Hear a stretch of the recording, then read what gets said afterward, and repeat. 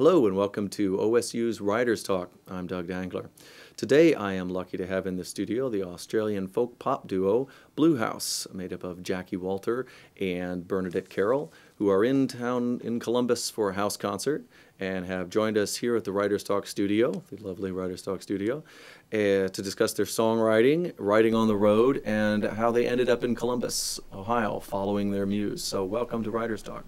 It's great to be here. Great. Well, we're happy to have you. How did you come to Ohio, all the way from Australia? How did you end up here? We came in a Chrysler Impala. Okay. Yeah, that's how we got. Well, not all the way from Australia. No, Yeah, took there's planes. probably flying involved. Yeah, there is a little bit. And I hear they're having some economic difficulties, so their floating car is yet still on the drawing board. Yeah. But we got here, flew in from Melbourne to LA, and we've been in this fabulous country for roughly 3.5, nearly 4 weeks.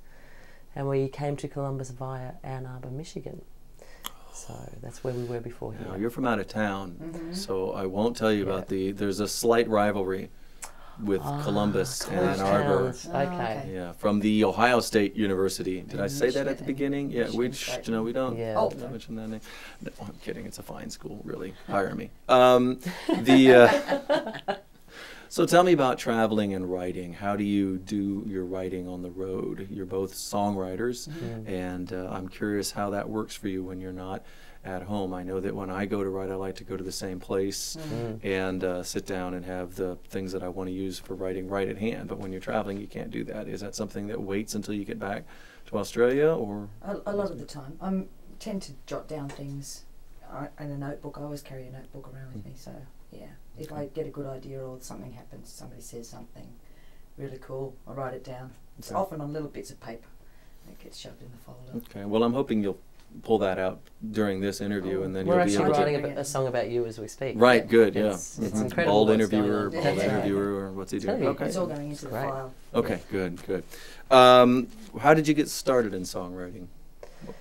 We started out together as a cover band, as most musicians do when they're trying to amuse their friends initially, and we got really tired of each other fairly quickly, so we took a reasonable break, and before we agreed to come back together to do music, we made an agreement as a group to write originals, and we did something really clever. We actually set a time goal for ourselves to that within the first year of playing back together and attempting originals that we would have our recording done, which we achieved. So it was... We did 5 songs originally. So. It was more a question of a commitment to giving it a go. None of us had ever really seriously done songwriting for public performance in the sort of... because we'd already built up a crowd from being a cover band. So when we came back to it and started doing originals, we had people that were willing to already give the original music a go, give it a listen. Intersperse them into the, straight after a good song. Yeah. What covers did you do originally? Oh God, everybody. Which one didn't we do is a better question. We used to play for 3 hours, so... Oh, okay, a Bruce Springsteen kind of concert, right. Really similar to a Bruce Springsteen concert. We'd often get people up out of the audience to dance with us on stage. I wondered, I had seen in one of your online videos that that's how Courtney Cox really started out, was putting her onto Exactly, stage. she got on our music Bluehouse. video, and it's never been the same for her since. Yeah. That's excellent. Were you a fan of writing in school? Did you do a lot of writing in school? Tell me about that experience. I did. I was English lit was probably my favourite. I should say English literature. So to say it properly, English literature was my favourite subject in secondary school, which is I think it's like junior high here, really.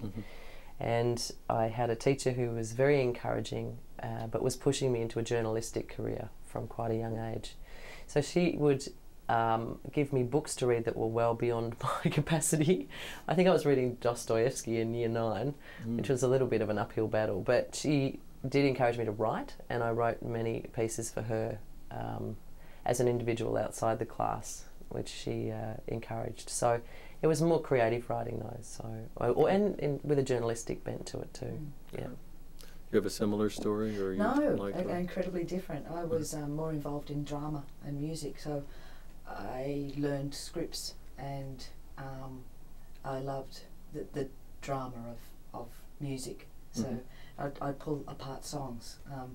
there wasn't the internet then, so getting a lyric sheet wasn't easy. So I had to listen really hard and get all the words down if I wanted to play a song. So yeah, finding out, and it was the patterns that I liked, the way that they rhymed, or the way that they used 3 lines of the same and then one different, and yeah, it was definitely that pattern. And I'm not going to mention that your lyrics aren't online to make you feel bad for not having followed through with that tragedy. CD, though. They're on the CD That's inside it. the, Yeah, that's and right. that's a You have good to buy time the CD. to mention One More Kiss from Bluehouse. Here's the CD. So tell me about some of the songs that you've written. What was your favorite or the most important one for you I think personally? the first one I wrote was when I'd finally written a song that I knew I could sing. And is that on, which album is that on? It's on our very first album, Letters. Okay. Yeah. What made it so important? That it was written about somebody that I knew, and it wasn't a fantasy. It was about a pen pal, actually. So that was really different. It's that I actually put a lot of my true feelings in it instead of pretending. Okay. Yeah. How about for you? I think a similar sort of story, when I was able to hear a song fully formed in my head, which was a total surprise. Never really having correlated music and words in the same sentence for myself, rather just writing. So when I actually heard a melody and lyrics coming into my head, it was a major moment when I think the top of my head blew off, and I went, "Well, this is possible. I can hear music, and I can see words going with the melody." And I think that moment is it's an exciting moment in the life of a writer. Have you recorded that song? Yes, And that song is called I Believe, and it was on the very first EP we did. We did it again later on about the 3rd album. Yeah. And so yeah, that came out fairly fully formed out of my, goodness knows it wasn't my brain, somewhere in my psyche. Okay. Now that you've been writing for a while, do the two of you write together, or do you that Bernie Taupin, Elton John thing, 2 rooms, no talking, wait till... We write together now. Okay. Yeah. Yeah. So is there one person the lyricist? No. We bounce ideas off each other a lot. Yeah.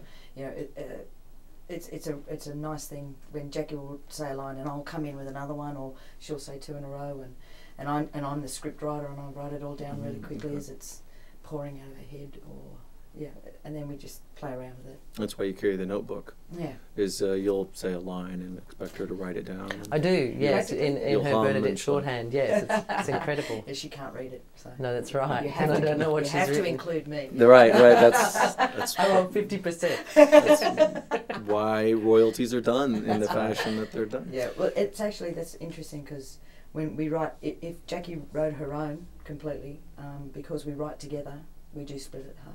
Okay. Because it's important with just the other person being there. Is, Right. That's the Lennon-McCartney. It is the Lennon-McCartney It's ethic. fair. It's certainly not the Men at Work ethic. They got themselves into a little bit of trouble with that at the end of that stormy career. But it is important to feel that that everybody's You're an owner. involved, You're an and owner of and who we are as Bluehouse is only acceptable if the 2 of us are doing it. We're not individually. We're not Bluehouse, so it should be 50% all the way down the line. Okay. You know, there are a couple of other Bluehouses. Yes, there are. There's a Are rock you- and roll band in Texas called Bluehouse. There's one in California. There was another duo, female, called Bluehouse. But we managed to find them and kill them.